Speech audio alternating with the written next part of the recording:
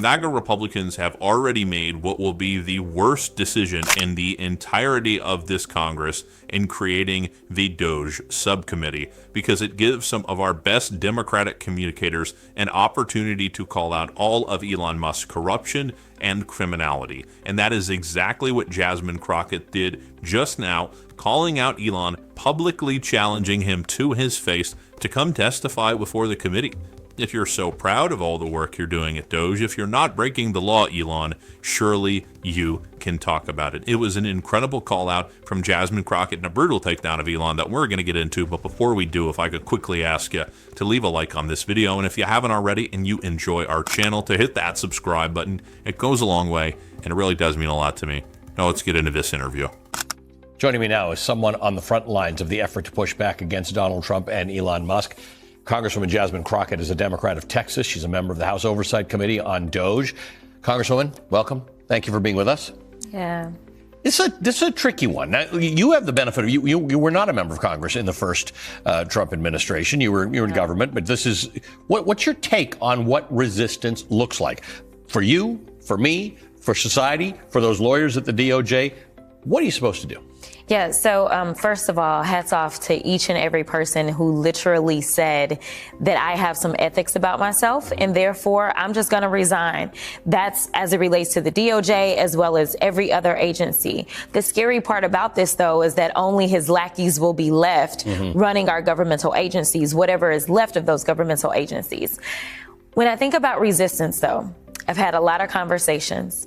And one of the things that keeps coming up is how the former governor of this state was consistently doing daily briefings in the midst of COVID because we couldn't trust anything that Donald Trump was saying about the pandemic. Right. So everyone tuned in to really what almost was like the shadow president, the guy that was going to give us facts and not tell us to inject ourselves with bleach. Right. I think that we need to do something similar to that because all they're going to do, him and his new press secretary, is spew lies upon lies upon lies. We need to daily brief the American people. That's number one. Number two, a lot of people are talking about, you know what, we just are looking forward to the midterms. We only need 3 more seats. I'm sure everybody's tired of getting emails, text messages, phone calls, trying to raise money. But the reality is that we have an opportunity right now. I know that a lot of people look at these seats that are available, which there's going to be a total of 3, and they say these are deep red seats. But here's the thing. We saw that in the state of Iowa, they swung a seat 27 points so that a Democrat could win.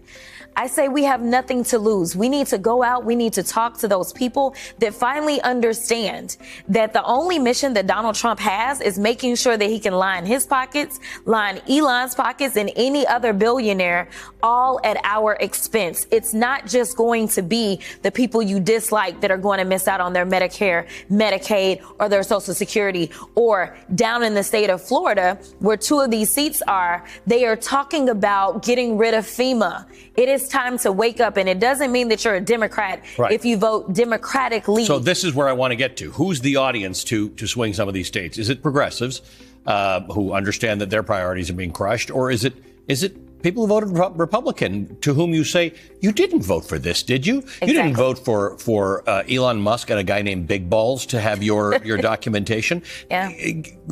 How does that message get out there in a way that entire audience hears it? I think that you're right. Definitely the entire audience. I just don't know how many progressives exist in Matt Gaetz' former district, right? But I do think that there are farmers in that district, farmers that are concerned because they rely upon monies as it relates to USAID and other monies that are now being dismantled. And it means that you may lose your family farm. It may be bought up by a corporate organization. And so I think just having very real conversations, we've seen people who have talked about, well, we don't want you firing the people at the VA, or maybe it's somebody that has to fly all the time and they're concerned because we have a record number of planes literally falling out of the sky because he decided he was going to appoint some guy from Fox to be over transportation.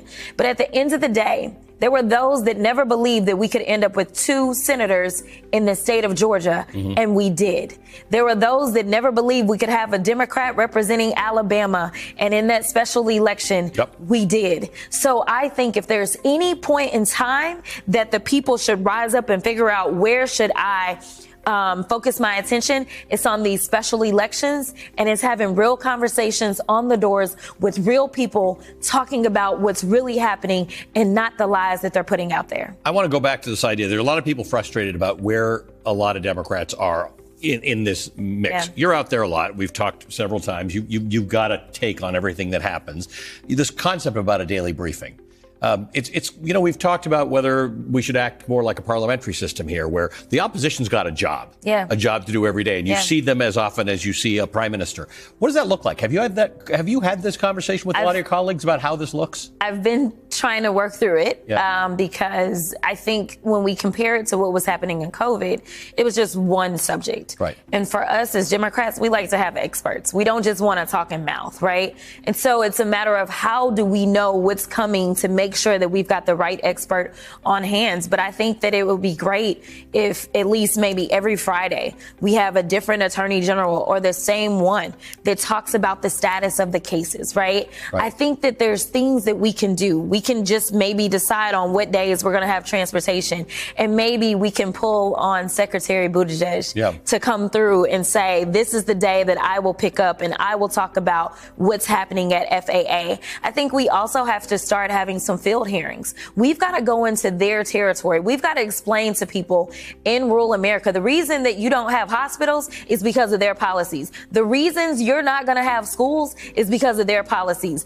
The reason that you had access to more jobs, more health care, as well as the next level of farming was because Democrats were the ones that wanted to make sure that you could have broadband access. We've got to start having the conversations instead of just ceding the territory, because the reality is that right now they're trying to cut SNAP benefits. You know who uses more SNAP benefits than anybody else? It's rural America. It's not urban America. We have a story for every single person who's not a billionaire in this country, and it's time for us to tell it. So you had an interesting story, which I wasn't going to bring up because my parents watched this show, but you were involved in a hearing with Elon Musk about condoms. Right? Do you remember this whole? It wasn't with Elon. Elon, if you're watching, come through, boo, because you haven't shown up to the Doge subcommittee yet. Right, and you called him out at that subcommittee. Yes. But this became weird because Buddy Carter, your colleague from Georgia, started talking about how we were giving condoms to the Taliban, and then Donald Trump himself. Then it became about Gaza, but it would have to have been about 7,000 condoms per person. And then he said it was just Hamas, which none of it made sense. But it caused a lot of people to have to run around and follow the story and find out that we give condoms as part of USAID to prevent the spread of HIV to a place in Mozambique called Gaza province. Correct. This is the nonsense we have to deal with here. It's not even just nonsense. It's just that they're idiots. I mean, these are the same guys, remember, as it relates to our nuclear stockpile, right? They're like, oh, wait a minute, we needed those guys? Yeah. Oh, can we get them back? Oh, we don't know how to. Like, I don't know how anyone in this country can look at this administration and feel some semblance of any type of confidence, right? And this is all at the same time. Like, Elon doesn't want us talking about the fact that he has received almost $1 billion worth of new contract money from the U.S. government in just 2 weeks. Yep. $400 million for Tesla and over $300 million for SpaceX. This is nothing more than a money grab. He's not out there trying to save money for the American people. That's not what he's doing. He's lining his pockets. And at the same time, he's outraging people who don't know exactly how we spend our money and how it benefits us to make sure that things like HIV and AIDS doesn't become the worldwide pandemic that it used to be. Yeah. Exactly. Same thing with everything else that we're dealing with, because now we know Ebola was found where? Here. In New York. Yep. I mean, we need people that are experts, not idiots that play on Fox News or play on the internet. How can you not love Jasmine Crockett? This is exactly the type of energy we need from her. And really, it's a great lesson to every other Democrat. This is the type of energy we need. This is the way we need to be communicating. We have to be publicly challenging Elon Musk. Imagine the media just storm. we could have around, not only if he actually showed up to Congress, which I doubt he will, because he's a little coward, but just around the story of him not wanting to, not listening to a subpoena, which of course Republicans blocked when Democrats put forth the motion because they don't want Elon testifying in front of the committee that they run. Marjorie Taylor Greene heads up the Doge subcommittee. Think about that. She's in charge, yet she doesn't want Elon to be there at the subcommittee on Doge, on the organization he's running. Or I guess Republicans say that he's not running it, even though that's a lie and a violation of an affidavit that Elon signed, which is another lie, which is a criminal act. Yeah, now I understand why he doesn't want to talk about it. But seriously, we need to be ginning up just as much attention as we can around this, that Elon does not want to talk about his agency. It is a story that will break through, and it gives us an opportunity to talk about all the corruption happening at Doge, which Jasmine Crockett has been doing consistently. Take a look at what she had to say right here. Not our democracy. Well, he did say he'd be a dictator on day one. Oh, Democrats, it's just Trump. He just talks.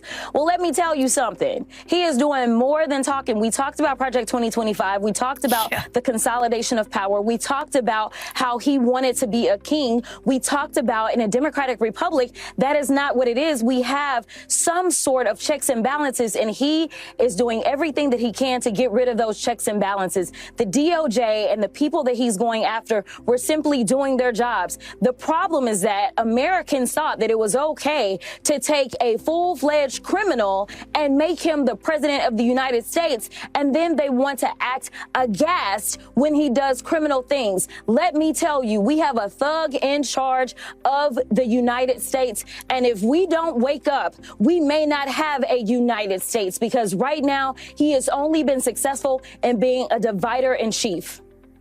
What an absolute superstar. I wish we had 10, 20, 50 more Jasmine Crockett's. I feel like Jasmine Crockett doesn't get to sleep. She doesn't just get to take a beat. But I think she's okay with that. She understands how important it is that we continue to crush and crack down on and call out. And any other C word you want to use. There's some C words I want to use, and I'm thinking about Elon Musk, but we're not going to do it on this show. This video would get taken down. It might be worth it. It might make me feel better about it. But I think we're just going to stick with corrupt and criminal for now and leave the rest to Jasmine Crockett. And we're going to be covering all of her takedowns of the cowardly man that is Elon Musk.